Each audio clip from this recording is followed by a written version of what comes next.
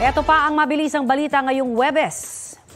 Nang dahil umano sa selos, sugatan ang isang babae matapos siyang barilin ng dating nobyo sa Narvacan, Ilocos Sur. Pinuntahan daw ng lasing na suspect ang bahay ng biktima para makipagbalikan pero hindi siya pinapasok.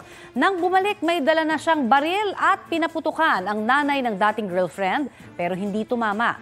Sunod niyang binaril ang biktima na tinamaan sa balakang. Desidido ang pamilya ng biktima na magsampa ng reklamo laban sa nakatakas na suspect.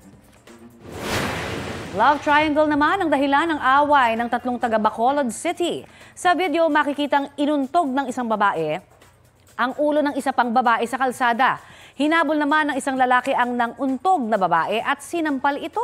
Ayon sa pulisya, kasal ang lalaki sa iba pang babae. Wala raw gustong magsampa ng reklamo sa mga sangkot sa gulo, kaya ang pulisya na ang magsasampa rito. Balita ko, may tututukan kayo tuwing 10:30 a.m. sa GTV. Alamin ang mahahalagang balita at impormasyong dapat niyong malaman sa Balita Ko tuwing Lunes hanggang Biyernes. Mag-subscribe din sa GMA Integrated News sa YouTube.